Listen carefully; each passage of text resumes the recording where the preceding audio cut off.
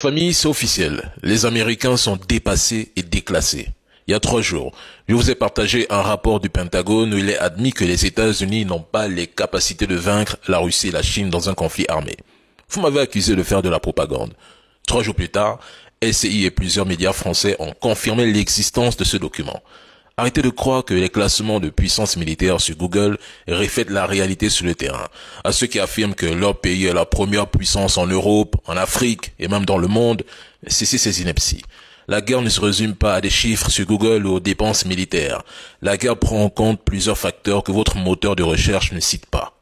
La gravité du constat, si on en croit la Commission sur la stratégie de défense actuelle du Pentagone est dépassée. L'armée américaine est mal structurée, la base industrielle américaine est inadéquate pour faire face à la double menace de la Russie et de la Chine. Et elle continue. L'opinion américaine n'est pas consciente des dangers auxquels les États-Unis sont confrontés, ni des coûts financiers et autres nécessaires pour se préparer de manière adéquate à un conflit mondial. Ils sont dépassés. Les Américains vous ont tellement vendu leur puissance à travers des films comme 24 heures chrono ou Blacklist que vous croyez que l'armement russe et chinois est dépassé. Rêvez-vous, aucun conflit imminent entre Chine, Russie, autant au Moyen-Orient, en Afrique ou dans l'Indo-Pacifique n'est à prévoir. Ils continueront leur guerre par procuration. Cela fait déjà 2 ans que je répète ici. 2 ans que je le souligne. Malheureusement, certaines personnes deviennent des Thomas.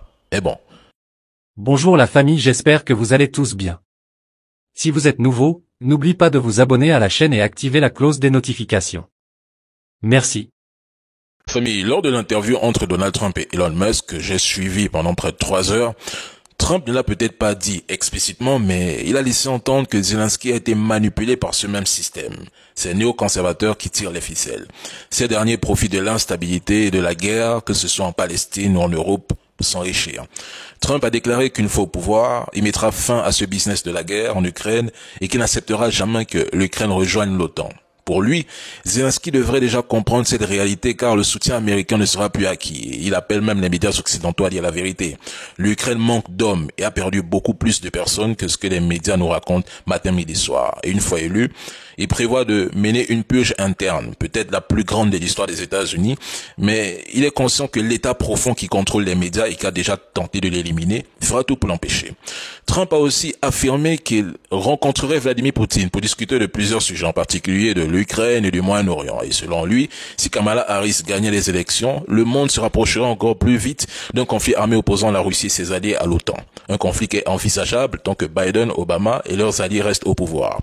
Dans son livre The America We Deserve, que je vous invite à lire, Trump affirmait déjà que les conflits en Europe ne valaient pas la vie des Américains et critiquait même les démocrates. Aujourd'hui, il affirme que sous sa présidence, les pays européens devront payer pour assurer leur sécurité, car sans les États-Unis, l'Europe, bien sûr, ne pourrait pas se défendre contre une invasion russe.